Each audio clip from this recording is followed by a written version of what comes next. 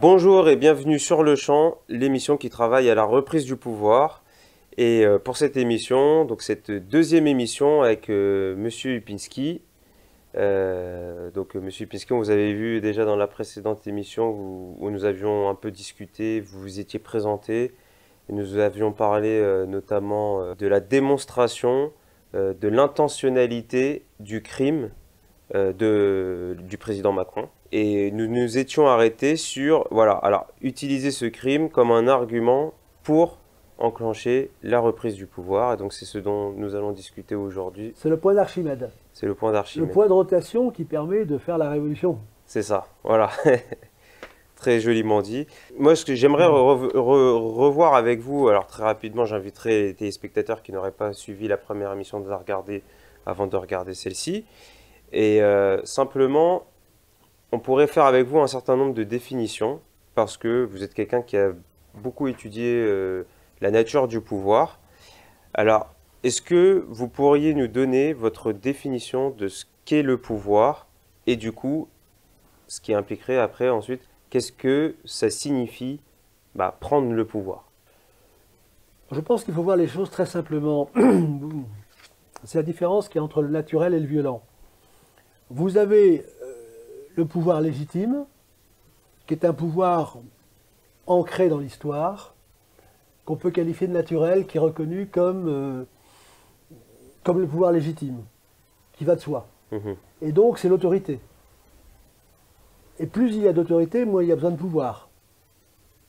Donc il n'y a pas besoin moins il y a de police. Je vous rappelle que les rois de France, il fallait s'armer pour aller voir le roi de France. Tandis que là, pour aller voir le président, il faut être désarmé. C'est une image. Bon. Tandis que le pouvoir qui n'est que pouvoir, c'est celui qui est basé sur la force. Et Machiavel explique très très bien comment, lorsque un prince, puisqu'il parle du prince, part à la conquête d'un autre territoire, il faut qu'il tue la dynastie pour prendre le pouvoir. Mais lui, il aura le pouvoir, il n'aura pas la légitimité. Donc on peut dire que le principe d'autorité est un principe naturel de non-violence, c'est l'autorité paternelle en principe, mais que le pouvoir, en tant que pouvoir, c'est une violence. Voilà. Bon. Alors, quand même, donc il y a la question de la légitimité. Il y a la légalité, la légitimité, c'est le même rapport. Bon. La légitimité, c'est ce qui est intime, c'est ce qui correspond à la nature des choses, et la légalité est une violence. Alors qui peut être bien tournée ou mal tournée. Bon, c'est la différence entre les deux. Donc, la prise du pouvoir, la vraie prise du pouvoir, c'est-à-dire, je veux dire, la prise de la légitimité, c'est prendre l'autorité morale. En stratégie, vous avez les forces matérielles et les forces morales. Le pouvoir, ce sont les forces matérielles plutôt. Et d'une certaine manière, la loi, c'est une force matérielle. Mais la légitimité, l'autorité, c'est la force morale. Donc ce dont il s'agit, c'est de prendre, de manifester la légitimité politique. Et les Gilets jaunes, au départ, avant d'être évidemment trahis par les techniques bien connues, Black Bloc et compagnie, avaient la légitimité, puisqu'ils étaient reconnus par 80% des Français. Ça, c'est la prise du pouvoir morale. Et ce dont il s'agit maintenant, c'est de transformer cet essai pour la prise du pouvoir, et en regardant l'autorité réelle. Parce que l'autorité a besoin d'un pouvoir pour s'opposer aux méchants. Oui. Si je peux dire, pour employer le terme. D'accord. Et donc, si vous voulez, c'est pour ça que la notion de crime est extrêmement importante, parce que la légitimité, c'est la bienfaisance. Et vous savez que maintenant, le ministère de l'égalité homme-femme interdit le terme en bon père de famille. Ça en dit long.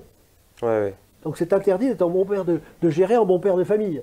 Or, le souverain, qu'il soit président, roi ou autre chose, doit gouverner en bon père de famille. L'image du pouvoir, c'est de l'autorité, c'est celle du père de famille. C'est celle qu'avait repris d'ailleurs Staline, d'ailleurs. Bon, un gouvernement ne peut pas être criminel, c'est le contraire de sa vocation.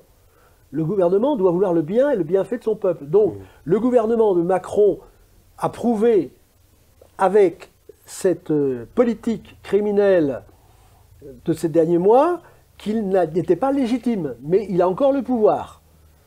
Donc il faut lui prendre le pouvoir pour que la bonne légitimité puisse s'exprimer. Et ça, je vous rappelle quand même le point d'Archimède, c'est la fameuse phrase de Saint-Just, son discours du 13 novembre 1792, « Je ne perdrai jamais de vue, dit-il dans le procès de Louis XVI, que l'esprit avec lequel on jugera le roi sera le même que celui avec lequel on établira la République. » Donc je traduirai actuellement, « Ne perdons jamais de vue que l'esprit avec lequel nous jugerons Macron sera le même que celui avec lequel on établira le nouveau régime du président Gilet jaune. C'est celui d'équité, de justice, de bienfait commun. C'est ça l'idée. D'accord. Voilà. Alors, très bien. Donc, maintenant que voilà, on a posé ces choses, c'est très intéressant. Ça revient un petit peu l'émission, donc la première émission que nous avons fait avec Macky, qui évoquait le fait de prendre le pouvoir symbolique. Alors, effectivement, on peut dire qu'au début des Gilets jaunes, c'était acquis, mais qu'au fur et à mesure, effectivement, ça s'est distendu par la contre-attaque du pouvoir qui a forcément voulu attaquer ce pouvoir symbolique que tenaient les Gilets jaunes. Et donc, par la violence, c'est-à-dire par la que violence, oui. Les Gilets jaunes représentaient l'esprit de personnes qui étaient malheureuses, qui se sentaient seules, qui retrouvaient le plaisir de se retrouver sur les ronds-points. Nous sommes ensemble, nous avons une vocation commune, nous sommes solidaires, nous avons besoin de bienfaits, et cette image, cette légitimité a été neutralisée par l'image de violence, des Black Blocs, etc. On soigne, la contre-mesure a été l'inverse de ce qu'ils étaient. C'est-à-dire qu'on a fait passer le mouvement des Gilets jaunes pour l'inverse de ce qu'il était. Ça s'appelle la manipulation médiatique. Ouais. Alors, donc, là, la question, c'est comment on fait donc, pour prendre le pouvoir, fondamentalement. Ce qu'on nous a souvent évoqué, c'est que, grosso modo, de manière très schématique, il y a 3 principales façons de prendre le pouvoir. La première, on va dire, c'est la voie violente, c'est-à-dire, voilà, on prend d'assaut les lieux de pouvoir et on rentre dedans et voilà.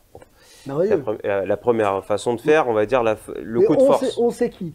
Le coup de force. Les personnes souhaitant prendre le pouvoir. D'accord. La deuxième façon, c'est de grosso modo demander l'appui. Alors, des corps constitués de l'État, en fait, de demander la sédition d'une partie de l'État afin de se mettre au service de son peuple. C'est ce qu'on a pu voir pareil. Grosso modo, c'est la révolution des œillets au Portugal, voilà, pour schématiser. Et la troisième voie, c'est la voie légale, légaliste, accepter le jeu, jouer les règles du jeu de la démocratie, entre guillemets, en tout cas de la République, et se présenter aux élections. Voilà. Bon, alors, j'ai plusieurs choses à vous dire. Bon, prendre le pouvoir, c'est prendre le pouvoir. Bon. Et on prend le pouvoir en regardant les moyens qu'on a de prendre le pouvoir. Bon. Et en fonction de ses possibilités. Bon. Le principe, c'est que, à moins d'avoir le pouvoir absolu, l'armée, tout ce qu'on veut, pour ce que moi, le pouvoir, la manière de prendre le pouvoir légitime, puisqu'il ne s'agit pas d'être un usurpateur, c'est de prendre le pouvoir dans les esprits, en surclassant son adversaire, sinon son ennemi, moralement, intellectuellement et à tous les niveaux. Or, justement, l'humour de l'histoire, c'est que Macron a méprisé les Gilets jaunes, il vous méprise, méprisez-le. C'est-à-dire qu'il s'agit de leur surclasser intellectuellement, moralement et politiquement. C'est ça le véritable combat. Parce que vous ne pourrez pas prendre le pouvoir, alors si évidemment vous prenez le pouvoir matériel, si vous n'avez pas le langage fort, le plus fort. Or le langage le plus fort, je reviens à ce que je disais, c'est le langage de l'inculpation criminelle. Quand vous ne parlez pas à un criminel comme un alter ego. Or si dans les esprits il est bien établi que Macron est un criminel, eh bien il n'y aura même pas de combat. Le combat cessera avant d'avoir commencé. C'est pour ça que l'incrimination de Macron est la clé. Ce n'est pas l'incrimination d'une personne, c'est l'incrimination d'un système. Et qu'il a très bien décrit au Liban. Il a parlé de système de terreur, système de corruption, mais ce qu'il a dit au Liban, il s'est décrit lui-même. On ne juge jamais aussi bien les autres que par soi-même. C'est un système de terreur, c'est un système de corruption, c'est un système de pillage. C'est ça. Le pouvoir se prenait autrefois, légitime en tout cas, par la victoire sur un champ de bataille pour son peuple. C'est sur le champ de bataille qu'on établisse sa légitimité. Ouais. Champ de bataille, ça peut être économique, bon, voilà. Bon. Alors, la magie des Gilets jaunes a fait qu'ils ont fait ce que nul n'a fait. C'est comme ça qu'on gagne dans les esprits. Ce que les intellectuels, les syndicats, nul n'avait fait, les Gilets jaunes l'ont fait. Et qu'est-ce qu'ils ont fait? On l'oublie. Macron a déjà mordu la poussière. On l'oublie. Dès le 14 novembre 2018, sur le porte-avions, il a dit « j'ai échoué » sur la partie principale, qui était de réconcilier les dirigeants avec le peuple. Et bien c'est ça la mission des Gilets jaunes, c'est de réconcilier le gouvernement avec le peuple. La messe est dite, comme on dit. Bon, donc pour cela, il y a la mise en œuvre. On connaît l'arme secrète de Macron, c'est la magie politique. Ben, quand on connaît l'arme de l'adversaire, c'est facile de l'abattre. Il ne faut plus être dupe de son système de triangulation ventriloque. Il faut restaurer le bien commun. Donc, il faut une nouvelle vision, donc grille politique, pour remettre la politique et sa langue à l'endroit, au service du bien commun. Donc ça, c'est très simple. Bon, c'est très simple de montrer sa malfaisance. Donc, de nouveaux principes sont de nouveaux hommes. Les nouveaux principes des Gilets jaunes, qui sont inverses de celles de Macron, ça donne de nouveaux hommes inverses, c'est-à-dire bienfaisants et pas malfaisants. C'est l'algèbre à l'état pur, c'est l'inversion, c'est la révolution si vous voulez. Et on a deux types d'hommes. Ça, c'est l'acquis de la tête coupée. Il y a deux types d'hommes. C'est facile. Toutes les professions. Il y a les nominalistes et les réalistes. Les nominalistes, ce sont ceux qui croient au pouvoir des mots. Les réalistes, ceux qui croient à la vérité des mots. C'est le corbeau et le renard. Le renard, c'est Macron, c'est le nominaliste. Et le corbeau, c'est le réaliste, qui se fait plumer. Donc une fois que le corbeau a compris le jeu du renard, il devient un coq. C'est une autre fable de La Fontaine. Donc ce que nous devons faire des jeunes, c'est qu'il faut tester, tracer, isoler. Il faut tester les malfaisants, les nominalistes. Il faut les tracer, remonter les chaînes de contamination jusqu'en haut, et il faut les isoler. Et après, nous nous retrouvons entre nous. Les malfaisants ont été mis à l'écart.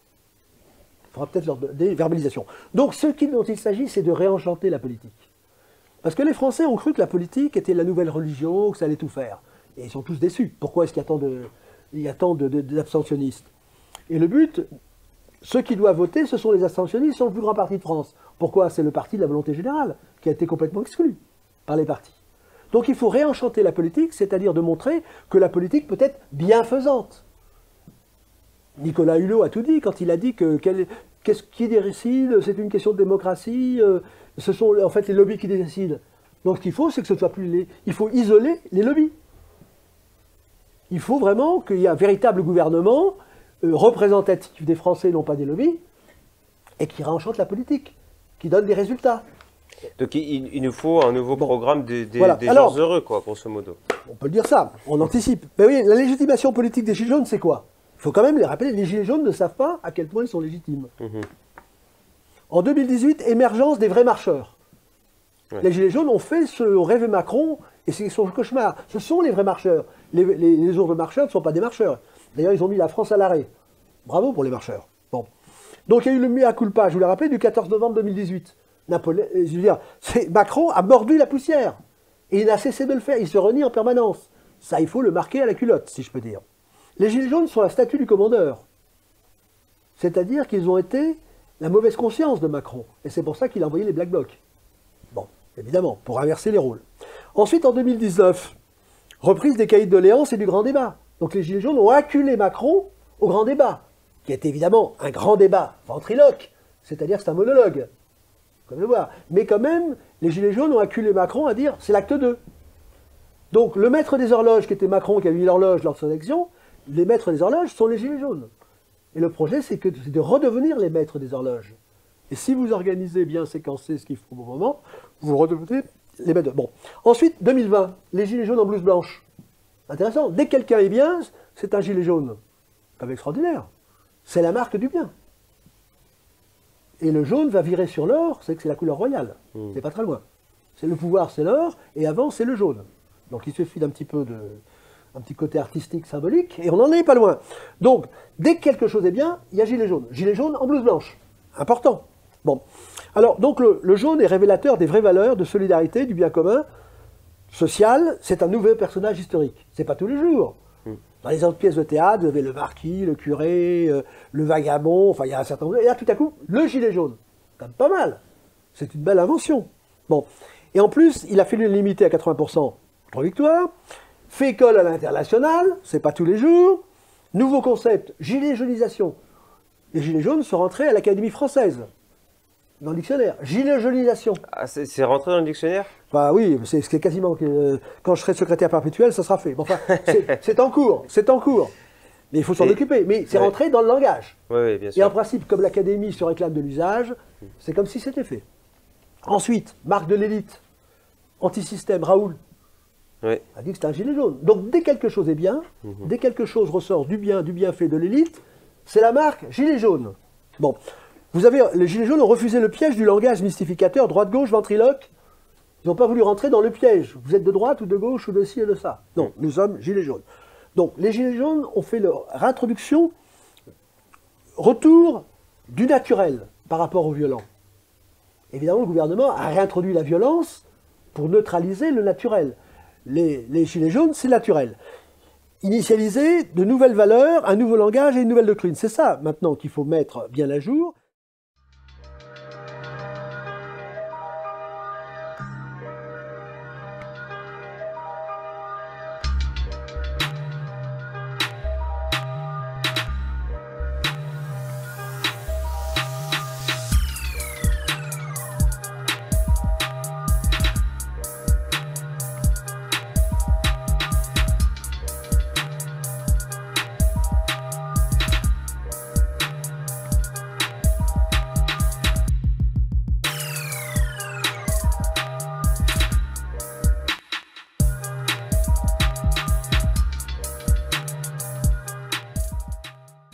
Donc, comme je vous l'ai montré, la légitimation politique des Gilets jaunes est considérable.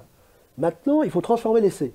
C'est-à-dire qu'il faut formaliser donc l'initialisation des nouvelles valeurs, je vais vous dire comment, le nouveau langage et la nouvelle doctrine.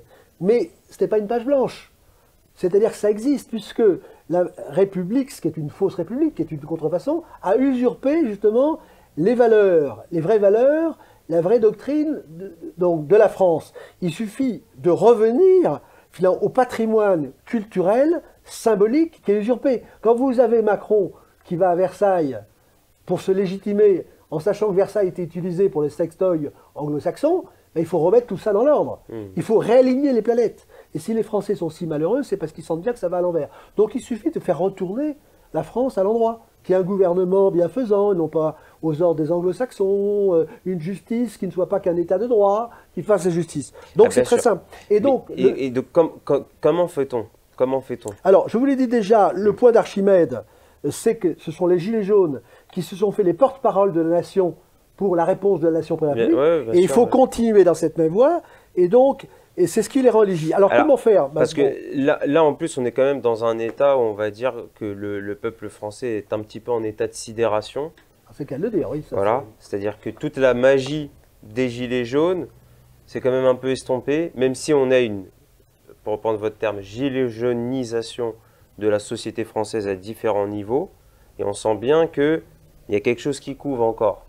Voilà. C'est-à-dire que le phénomène gilet jaune, effectivement, a posé un certain nombre de bases. Mais comment faire concrètement, parce que là on est dans l'émission donc sur le champ, comment faire concrètement pour réimpulser cette dynamique et cette doctrine dont vous avez parlé. La prise du pouvoir, c'est la prise du langage. Oui. Bon. Et c'est comme De Gaulle à Londres, pour regarder le symbole, vous êtes Radio Londres, c'est-à-dire Radio France, si je peux dire. Oui. France, service public. Bon. Donc, il faut concrétiser, formaliser ce langage commun. Et là, c'est d'émission en émission, vous construisez le langage de la victoire qui est le programme de 2022. C'est-à-dire en agrégeant, en cristallisant, pour reprendre la phrase de Stendhal, tous ces éléments de l'histoire des Gilets jaunes, mais qui ne sont que l'expression, un peu comme l'irruption volcanique, des valeurs profondes de la France qui ressortent. Sinon, ça n'a pas de sens. Donc les Gilets jaunes représentent effectivement l'identité de la France, des valeurs, des bienfaits, et donc en retrouvant le bon langage fort, plus fort que le langage criminel qui est en face, vous progressez d'étape en étape vers les présidentielles en montrant, en acquérant, si vous voulez, en montrant votre légitimité, j'allais dire, par la parole. C'est-à-dire que le fameux débat démocratique dont on nous parle, là, ça va être le véritable débat des Gilets jaunes. C'est-à-dire que vous avez un plateau, le discours se construit, vous avez, disons, la finalité. Donc là, vous nous parlez d'une sorte de primaire Gilets jaunes. Oui, pour pouvoir désigner le candidat qui porterait le programme Gilets jaunes, en fait. Il n'y a aucun candidat éligible. Ouais. Disons que l'idée, la seule voie pour prendre le pouvoir, c'est évidemment les présidentielles. Ouais. C'est un cadeau que nous a laissé De Gaulle. C'est comme ça, il suffit de dire, on veut qu'un tel soit président et ça marche. C'est la magie, ça. Les gens l'ont oublié parce qu'on a tellement... Les élections sont devenues tellement répugnantes que les gens ne votent plus. Mais il faut les rendre appétissantes. Il faut dire, vous le voulez, bah, c'est facile. C'est pas le RIC. Le RIC, il faut demander à quelqu'un qui vous aide pas. C'est simple. Il suffit d'avoir plus de 20%. Si les Français ne sont pas capables de se regrouper à plus de 20% pour avoir un président selon leur cœur, bah, c'est plus la peine de rien faire. Ça veut dire qu'ils sont morts. Donc c'est simple, il suffit d'avoir plus de 20%. Et l'objectif, je le fixe, c'est 80%. Ouais. Un véritable président authentique avec un mandat, c'est 80%. C'est la base de départ, il ne faut pas moins. Et c'est assez facile. Il suffit de faire ce que les Français attendent. C'est pas compliqué. Bah oui, s'il y a une volonté générale, s'il y a un peuple commun, c'est qu'il y a bien 80% qui sont d'accord sur une base. Donc, il y a la base bien sûr, pour gagner l'élection. Après, on peut... Il faut un programme. Alors, l'idée, il y a le programme, mais après, il y a l'application de ce programme. Attendez, c'est encore une autre chose. C'est après la prise du pouvoir, c'est autre chose. Ouais, bon. Bien sûr. Mais si vous voulez, c'est pas compliqué, je vais vous expliquer. Bon. D'abord, la méthode de sélection, c'est l'inverse d'habitude. D'abord, on a un adversaire, on sait déjà que c'est un criminel. Donc c'est déjà moitié gagné. Hein? Parce que si Marine Le Pen est un repoussoir, eh bien Macron, c'est un super repoussoir. Bon, donc avoir comme adversaire Macron, c'est du gâteau. On ne peut pas faire mieux. Vous pensez vraiment qu'il sera candidat ? Ah ben ça, on va voir. Bon, pour l'instant, on suppose au départ. On suppose, d'accord. Alors la méthode est inverse. Normalement, il y a un candidat et il choisit son équipe. Là, c'est l'inverse. On va sélectionner, vous devez sélectionner le candidat. Je n'appelle pas ça les primaires parce que c'est déjà politicien, mais enfin, pour la bonne compréhension de tout le monde, c'est ce qu'on peut dire. Donc, là, il y a le rôle irremplaçable de la télévision de service public. Sans Radio Londres, il n'y aurait pas eu De Gaulle. Et sans votre télévision de service public, il ne peut pas y avoir ce candidat, puisque, bon, il faut le trouver. Donc, vous êtes le véhicule de la victoire, si je peux dire. Bon. Alors, donc il faut constituer un discours, un portrait robot et l'élimination des nuisibles. Trier, tracer, isoler. C'est ça les présidentielles. Tester, tracer, isoler. Hein, d'accord, bon. Alors, donc, vous avez ceux qui sont candidats avec un appel à candidature, si je peux dire. Vous devez faire le programme, on le sait, programme de bien commun. Il faut prendre des personnes. Bon, mais c'est simple, je veux dire, c'est extrêmement simple. Et à partir de ce moment-là, une fois que vous avez fait le portrait robot, vous avez fait le discours, vous regardez qui rentre dans le costume. C'est aussi bête que ça. On ne peut pas faire pire que ce qu'il y a. Mais il faut faire bien mieux. Bon. Donc, ça, c'est le programme. Alors, vous avez les critères, je vous l'avais dit, il y a déjà deux types de personnages. Il y a ceux qui sont les nominalistes, ben ceux-là, il faut les éliminer. Il faut des réalistes, des gens qui apportent de la richesse, qui aient de l'empathie, qui aient un certain charisme. Et c'est le rôle d'intelligence. Bon, alors, pourquoi c'est simple?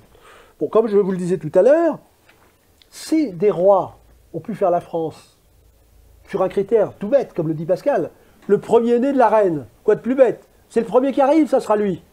Hein? Eh bien, ça a marché. Et pourquoi, quand les Français choisissent, soi-disant, souverainement quelqu'un, ils les détestent au bout de 6 mois, il y a un problème. Ben, c'est parce qu'effectivement, d'un côté, vous avez quelqu'un qui est au service des lobbies, et de l'autre côté, vous avez quelqu'un qui fait son mieux pour être bon père de famille. C'est aussi bête que ça. Mais là, il suffit d'avoir quelqu'un qui est honnête, qui a un peu de jugement. Bon, il faut le sélectionner, c'est tout. C'est le critère du bon juge qui est capable de séparer le bon grain de l'ivraie et ne pas obéir au lobby. C'est pas difficile de trouver quelqu'un qui traitera mieux les Français que de les tuer, mettre les piquer en phase terminale, leur mettre le masque, détruire l'économie, empêcher qu'il y ait des bars d'ouvert, etc. Bien sûr. Bon, donc c'est ça. Donc il faut trouver le bon. Et là, votre rôle, c'est tout simplement, j'allais dire, en débat, en duel de débat, débattre, quelqu'un se présente, et petit à petit, vous allez trouver la bonne personne à partir du portrait robot. C'est l'inverse de ce qui se fait d'habitude. Vous savez ce que vous voulez, et vous avez appel à candidature, et puis ça doit se faire. Si en France, il y a encore quelqu'un qui est capable, ça va se trouver. Il faut quand même l'espérer. Mais je vous dis, c'est pas si difficile que ça. C'est-à-dire que c'est le critère par le négatif. Ce qu'on ne veut surtout pas, c'est retomber dans ce que l'on a vécu. Des personnes qui dépendent de l'étranger, qui dépendent des lobbies, qui n'ont aucune empathie, et j'ose même dire qu'ils nous détestent. Vous connaissez l'Arme secrète, sa méthode de mystification de la magie. Alors, ce dont il s'agit, on a le programme. C'était le programme de Macron de 2017. Parce que le super menteur l'a écrit dans Révolution. Donc ce dont il s'agit, il faut faire aboutir le mouvement des Gilets jaunes et la révolution démocratique promise par Macron. Osons le mot démocratique. La révolution de la vérité des Gilets jaunes, renaissance des vraies valeurs et principes du bien commun. Une nouvelle école de sciences politiques, parce qu'il faut, si vous voulez, l'école politique actuelle était faite pour duper la population. Donc il faut une nouvelle école politique qui fasse le bien et non pas le service de la finance contre l'industrie, de la délocalisation, etc. Il faut un langage vrai. Quand vous pensez à la stupidité de la mondialisation qui a été vendue en disant la mondialisation c'est merveilleux, vous exportez votre savoir-faire et vous importez du chômage et un déficit commercial. Ça se résume à ça la mondialisation. Et après on se retrouve pauvre, on ne comprend plus, on n'a même plus de masque. Donc il faut rétablir le langage vrai, le langage bienfaisant. Donc il faut mobilisation générale avec les élites comme valeur de substitution aux élus du lobby. Les élus, ce sont les lobbies. Il faut réveiller les élites, c'est-à-dire les personnes qui sont reconnues comme le meilleur dans leur catégorie. Les élites, c'est les valeurs ajoutées. Ce sont ceux qui se dévouent. Ce sont ceux qui se sacrifient. Ce sont ceux qu'on a vus au premier rang pour défendre, pour soigner, au cas où c'était. Là, c'est très important ce que vous dites, c'est-à-dire de redonner le véritable sens au mot. Parce que c'est vrai que le mot élite, aujourd'hui, il a une connotation ça fait partie de la guerre. Ils ont dénaturé le mot. Justement, le mot élite. Quand on a un problème, il faut choisir, il faut réfléchir pour voir quel est le sens des mots. Puisque je vous dis, l'arme absolue, c'est le langage. Mais pour tuer le cerveau, ils ont détruit le langage. Ça, l'éducation nationale est là pour ça, pour crétiniser à fond. Vous prenez élite, qu'à l'école. Bon, les élites. Alors, qu'est-ce que c'est Alors, on dit élite pourrie, etc. Bon, c'est comme si on disait de l'eau sèche. Quel est le sens du mot élite? Vous prenez, c'est un mot qui date du XIIe siècle. Élite, ceux qui sont reconnus comme les meilleurs. Reconnus, ça ne veut pas dire voter. On sait très bien qu'il y a un très bon boulanger, c'est ça les... Vous m'avez donné un très bon sandwich, c'est ça les élites. Le bon sandwich, si je peux dire, ou le bon... Et le mot change, et vers les années 1930, ça devient ceux qui sont au premier rang. Mais ceux qui sont au premier rang sont les usurpateurs en général. Donc, l'astuce actuellement, c'est qu'on a rendu la solution, ils ont rendu la solution impossible en disant « Ah, ils sont contre les élites ». On ne peut pas être contre les élites, c'est ce qu'il y a de mieux. Mais eux ne sont pas les élites. Nous ne sommes pas contre les élites, nous sommes contre les usurpateurs, les apparatchiks et les imposteurs. Et ce qu'il faudrait, c'est réveiller les véritables élites qui ne savent même pas qu'elles sont des élites, parce qu'ils sont terrés dans leur coin, ils sont marginalisés, ils n'osent plus bouger. Il faut les réveiller. Et on voit que ce sont les élites parce qu'ils sont les meilleurs dans leur catégorie. Donc c'est pour ça que les élites, c'est toujours une certaine proportion, sont ceux qui tirent vers le haut dans l'enseignement, dans l'industrie, dans tous les domaines. Mais ceux-là sont traqués. Prenez par exemple professeur Raoult. Bon, il fait partie des élites, il n'est pas parfait. Mais vous avez vu comment il s'est fait mitrailler. L'idée de base, c'est que dans toute action, vous avez un petit nombre qui prend sur lui de faire aboutir la bonne cause. Mais dans le cas du mal, c'est pareil. Vous avez toujours des meneurs. Quand vous voyez les bizutages, ce sont toujours les pires qui bisutent. Donc vous avez toujours un petit nombre du côté du bien, un petit nombre du côté du mal. Il faut neutraliser le petit nombre du côté du mal, et que le petit nombre du côté du bien mène le troupeau, si je peux dire, au bon sens du terme, à la victoire. C'est toujours comme ça que ça se passe. Mais hélas, le petit nombre des bons, actuellement, est très atone. Il faudrait peut-être qu'il se réveille. C'est ça l'enjeu. Donc, en un mot, il faut se rapprier nos valeurs, nos symboles et nos biens, redevenir maître de notre destin. Donc, inverser, c'est l'inverse du confinement. Il faut faire l'inverse du confinement, il faut se déconfiner, il faut respirer, il faut vivre, il faut agir, il faut retrouver le bonheur. Donc, il faut réenchanter la politique en lui redonnant son sens Et c'est ça l'objectif. C'est se réapproprier nos valeurs et montrer que nous pouvons avoir un pouvoir sur notre destin. Parce que nous voyons actuellement que le pouvoir maléfique actuellement est toxique, fait que nous ne pouvons plus décider du moindre de nos gestes. On ne peut même plus respirer librement. C'est un symbole terrible. Et c'est ce que vous aviez dit sur les gilets jaunes. Les gilets jaunes, c'était le bonheur de voir d'autres gilets jaunes, et c'était un grand plaisir. C'était une libération. Maintenant, le masque sur le visage, c'est l'inverse du mouvement des gilets jaunes. C'est vrai. C'est l'inverse, c'est on se masque, on ne se voit plus, on ne dit plus bonjour, on ne peut plus s'embrasser, on ne peut plus se voir, on n'est plus solidaire, on est isolé, on est mort. Donc Macron, c'est la mort. Et donc, réenchanter la politique, c'est retrouver la joie de vivre, de se voir. Hier, il y avait quelqu'un qui disait, c'était un certain Salomon, c'est le jugement de Salomon. Il ne fallait pas couper le bébé en deux. Ben là, il a dit, hier, ça ne s'invente pas, il a dit, pour Noël, il faut couper la bûche en deux, Oui, et vous donner la moitié de la bûche aux grands-parents qui vont à la cuisine. Et vous vous rendez compte, mais comment se fait-il qu'il n'y ait pas une sorte de vomissement qui éjecte ce gouvernement? Comment accepter ça? Ben, c'est pas facile de réenchanter la politique par rapport à des gens aussi abominables, aussi abjects, aussi innommables.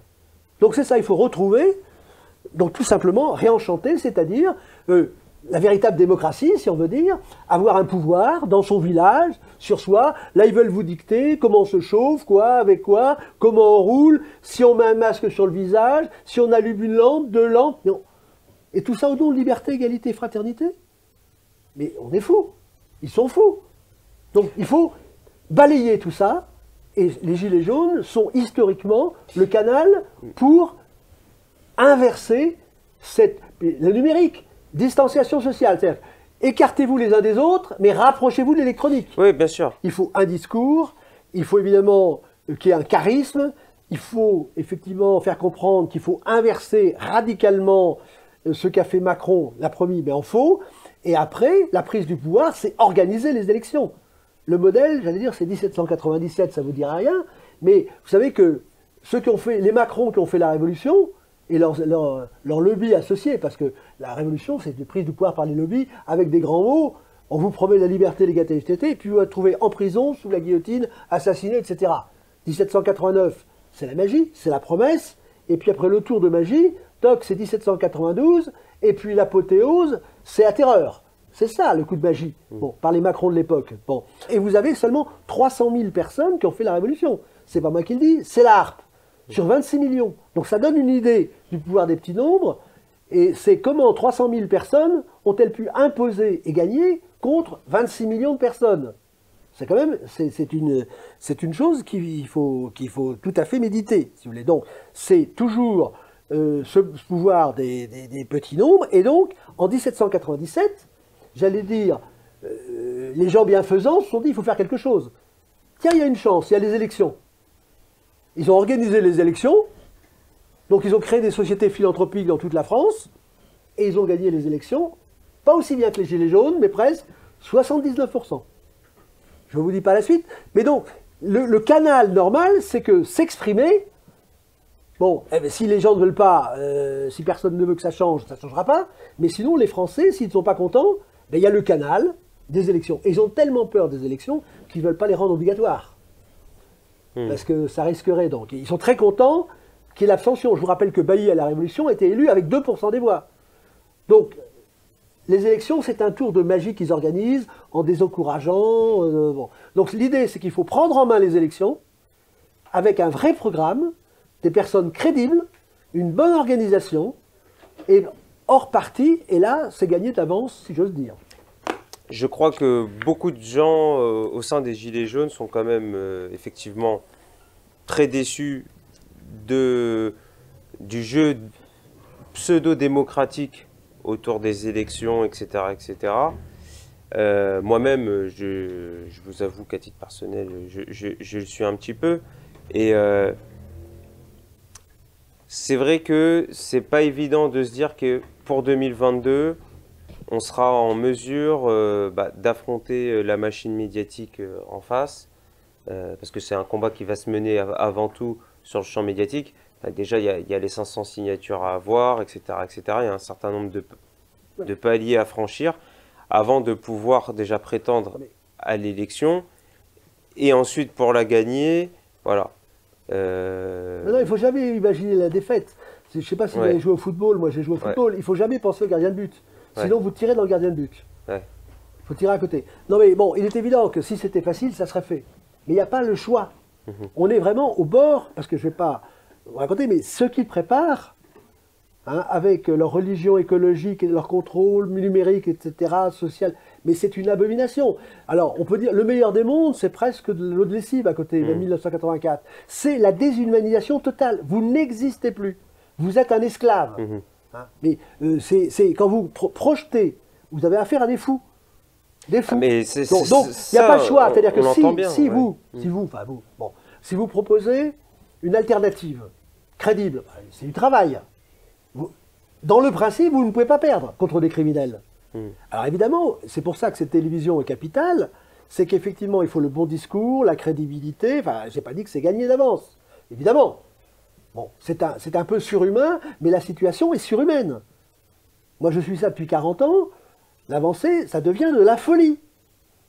Parce que les gens n'ont pas conscience. Quand ils auront bien compris l'assassinat dans les EHPAD et ailleurs, et si je vous en parle, c'est que je sais de quoi je parle, eh bien, quand vous avez quelqu'un que vous mettez en détresse respiratoire par le Rivotril avec le décret, et que la personne ne devrait pas être mise, c'est interdit par le Vidal, et que la pauvre personne meurt étouffée en arrachant son masque, l'histoire de George Floyd, c'est un cas. Là, c'est des dizaines de milliers de cas. Il faut comprendre. Il faut quand même réfléchir, voir ce que c'est. Alors évidemment, c'est caché, les gens ont peur de parler. Bon, mais c'est ça la réalité. Et quand vous avez des personnes qui font ça au premier degré, simplement pour un vaccin, ben vous êtes dans des situations historiques avec des pouvoirs fous. Je ne vais pas en citer, on le connaît. On est dans cette situation. La destruction de l'enseignement, je l'ai connue. Quand l'éducation nationale me demandait de rendre fous mes élèves, je l'ai vécu. Je sais ce que c'est, la destruction des mathématiques, la destruction de l'enseignement, la destruction des classiques. Donc ce n'est pas un accident, c'est un rouleau compresseur. Et nous sommes qu'au bout, donc c'est pas maintenant, c'est pas un accident. Ça dure depuis 40 ans. Quand je vous dis un prix Nobel comme Maurice Allais, qui n'était pas un crétin, quand il a dit mondialisation, destruction de la croissance et de l'emploi, et quand vous voyez que c'est ce qui s'est passé, pourquoi est-ce qu'il a été censuré? Parce que il y a un plan B, on ne veut pas la solution. Ils ont leur plan, ils pensent à notre bonheur pour l'avenir. Ils pensent à notre santé, comment est-ce que nous devons manger, faire ci, faire ça, etc. Eh bien, on le sait depuis 1923. Huxley a raconté ce qui allait se passer. On n'a pas d'excuse de ne pas comprendre. Ce n'est pas un accident. C'est-à-dire qu'ils nous traitent comme une matière, comme du bétail. Ils ont essayé d'abord les tourniquets sur le bétail, puis après dans le métro, et le reste. Il faut bien comprendre, ils nous regardent avec mépris. Mais ils nous flattent. Ah, vous êtes démocrate, etc. C'est des grands mots. C'est pour ça qu'il faut redonner aux mots leur sens. Bon, c'est ça. Et alors, bien entendu qu'il faut s'organiser. Mais je vous dis, la première chose, c'est de prendre le pouvoir dans sa tête. De se mettre d'accord. Et c'est pour ça que j'ai écrit ce livre. Désolez-moi. Bon, il faut quand même que ceux qui savent lire, lisent, écrivent et fassent des programmes. Tout ça, ça s'écrit. Quand vous dites la méthode, il faut d'abord réarmer votre intelligence pour sortir de la prison, c'était avant le confinement. Quand je dis au début, vous êtes gouverné par la peur, c'était le confinement, c'est toujours la même chose. Il faut arrêter d'avoir peur. Bon, il faut réarmer l'intelligence pour sortir de la prison, de ces mots, réarmer votre volonté pour vous faire droit, il faut exiger ses droits contre Macron. Il faut exiger ses droits dont il parle. Réarmer votre courage pour reprendre la tête. Bon, ensuite, le corps d'élite est hors de la présence réelle, c'est-à-dire de la réalité, pas de salut, hors de la vérité, pas de salut. Donc il faut revenir aux vraies valeurs, notamment, en principe, la vérité. Quand vous voyez les scientifiques, la science a été complètement trahie. On vous fait croire que les médecins... Mais c'est totalement faux. Bon, ils ont fait venir des gens qui ont fait semblant de se contredire parce qu'ils n'ont pas voulu qu'il y ait le véritable débat scientifique et non contradictoire. Tout ça, c'est du pipeau. Tout ça, c'est du cinéma. Tout ça, c'est du théâtre. Et nous sommes là en train de nous laisser assassiner. Ils nous demandent de participer à notre propre mort. Eh bien, il faut dire non. Il faut résister. Il faut se révolter d'abord dans sa tête. Et après, il faut mettre derrière les moyens conséquents. Donc c'est ça la base. Si vous voulez. Et la magie, c'est quand vous pensez que Macron s'est représenté en Jeanne d'Arc, et même les défenseurs de Jeanne d'Arc n'ont pas dit au-delà, vous n'avez pas le droit de faire ça, et en plus il se fait représenter en Jeanne d'Arc pour prendre la valeur, le pouvoir symbolique de Jeanne d'Arc, et puis après il dit Jeanne d'Arc n'avait rien à dire, c'est moi qui vais parler à sa place. C'est énorme. Le texte est là. On comprend pourquoi on ne fait plus de grammaire, plus d'analyse de texte. C'est qu'il faut que avoir affaire à des analphabètes qui ne comprennent pas. Mais enfin, quand même, on peut comprendre, il suffit de donner l'appel. Et il faut arrêter d'écouter en continu, d'être abruti en continu. Donc, la prise du pouvoir pour 2022, c'est possible. Bon, et vous êtes le canal historique, par définition, qui a vocation de jouer le rôle de Radio Londres pour la reconquête du pays. Et des esprits, d'abord. Conquête morale, d'abord. Arrêter d'être traité, et puis exiger ses vrais droits, ses bons droits, refaire tourner à l'endroit le symbole, et après, l'élection, elle est faite pour les Français. Puis, bon, ouais. Eh bien, il faut qu'ils en profitent. C'est comme la pile Vondaire, elle ne s'use que si on ne sert pas. Voilà. Eh ben, très bien, je comprends très bien. Bon, bah écoutez. Oui, si c'est pas par hasard que j'ai prévu, vous avez dit l'essentiel. Dès l'élection, oui. Macron, le président ventriloque, c'est ce qu'il fait. Manifeste la pour figure le du roi, présidentiel manifeste. 2022. Donc c'était prévisible. Tout est prévisible par la méthode Mais scientifique. de toute façon, je pense qu'il y a un certain nombre, quand on a vu l'élection de Macron, on savait que ça allait être 5 ans terribles. Il fallait étudier son langage, parce que terrible, c'est un mot global. Ouais. Il faut comprendre sa technique de manipulation. L'étude, encore, il a faite, quand il vous dit dès le départ, nous sommes en guerre, il faut se demander contre qui. Quand il dit sauver des vies, il dit un est en guerre, sauver des vies, quoi qu'il en coûte. Mais je suis désolé, quand il y a une guerre, on ne sauve pas des vies. On sacrifie sa vie pour gagner la guerre. C'est l'inverse. Bon, je ne vais pas rentrer là-dedans. Tout ça sont des mots magiques, trompeurs, pour nous détruire. Quand vous pensez que avant cette épidémie, cette dite épidémie, bon, eh bien, on vous disait qu'il fallait gagner 1% de PIB, c'était en croissance. Et maintenant, il y en a 11% de perdus, c'est pas grave. Donc on voit bien qu'il y a une politique, ils décident de nous museler avec les 3%, parce qu'il fallait détruire les services publics, et puis après on passe à l'étape suivante. On détruit l'économie, on détruit... Il faut bien comprendre qu'on nous prend pour des cons. Ouais. Ah, mais ça, je pense qu'on a bien compris. Alors, donc, du coup, M. Lipinski, pour conclure, puisque nous sommes dans l'émission Sur le champ, c'est-à-dire c'est maintenant que ça se passe, quel message on peut passer, là, en 1 minute, pour les téléspectateurs qui nous suivent, pour qu'ils s'engagent dans la bataille par rapport à la stratégie que vous proposez pour 2022, et comment on peut se mettre dès maintenant au travail? Eh bien, c'est très simple. Et à vous savez ce que vous avez à faire, c'est vos émissions. L'étape numéro 1, c'est de criminaliser Macron. C'est de répandre les 2 lettres. Enfin, la première, d'ailleurs, c'est le j'accuse de la Toussaint. Il faut le pousser au procès. C'est-à-dire que s'il n'est pas content, il faut qu'il fasse le procès. Il ne l'a toujours pas fait. Diffamation. Ouais. Donc, il est un criminel. Et quand les gens seront bien convaincus, en lisant bien les textes, comment il est criminel, en instruisant le dossier, à ce moment-là, ce sera la première étape. Ils auront pris la force morale. Et après, le reste suivra. Donc, il faut que les gens partagent ces lettres. Oui, il faut les diffuser au maximum. Il faut les diffuser, il faut que les gens en parlent. En fait, il faut que tout le monde accuse Macron. Voilà. Exactement. L'idée, c'est d'accuser Macron afin que Macron se défende de ses accusations. C'est révéler accusations. Le crime voilà. Et le criminel. D'accord. Pour se servir d'une tribune. C'est la première étape, c'est de prendre l'ascendant moral. C'est la première, et de se libérer. Parce qu'une fois, il faudrait que Est-ce qu'on peut le faire? Est-ce qu'on peut aller voir nos élus locaux, nos maires? Est-ce qu'on peut aller voir le commissariat de police, la gendarmerie? Chacun selon son talent, mais je veux dire, surtout, et en plus, ceux qui sont à voir, sont toutes les victimes. C'est-à-dire que ceux qui croient qu'ils doivent ne pas ouvrir et qui sont en train de détruire le commerce ou leur commerce, il faut qu'ils sachent qu'il n'y a aucune justification à cette destruction de l'économie. Puisque c'est une action criminelle.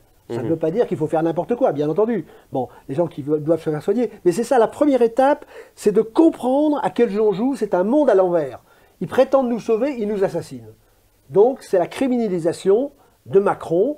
C'est une action criminelle, l'intention criminelle. Il faut lire et comprendre et en tirer les conséquences et répercuter. Et au-delà d'un certain seuil, le mouvement devient irréversible.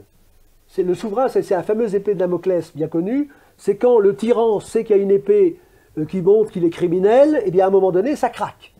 Il faut que ça passe ou ça craque. C'est-à-dire que ça doit passer, c'est-à-dire qu'il faut bien établir ce constat de crime dans toutes ses conséquences. Et ça, c'est l'étape numéro 1. Et après, le reste suit, c'est-à-dire qu'une fois que l'esprit est libéré, une fois qu'il comprend qu'il est gouverné par un criminel, tout le cerveau marche. Je vais prendre une image très très simple. Très rapidement au Galapagos, on avait découvert, c'est une image, que les iguanes ne se reproduisaient plus. On a trouvé la cause, c'est parce qu'ils étaient nourris par les touristes. Une fois qu'ils n'ont plus été nourris, tout est redevenu normal. Une fois que les Français ont compris qu'ils sont gouvernés par des criminels, tout va fonctionner. D'accord. Le cerveau se remet en marche. Très bien. L'initiative, le reste, voilà. Et la prise du pouvoir suit derrière. Parfait. Eh ben, merci encore, M. Lipinski, pour cette émission. Vous savez ce qu'il vous reste à faire, les amis. Donc, les lettres, bien sûr, seront disponibles dans la description de cette vidéo. Et J'accuse de la Toussaint. Le J'accuse de la Toussaint. Et n'oubliez pas de rejoindre le service public libre, rejoignez la résistance, participez à cette reprise du pouvoir. Et puis, je vous dis à bientôt pour une prochaine émission. Je vous remercie. Bon vent.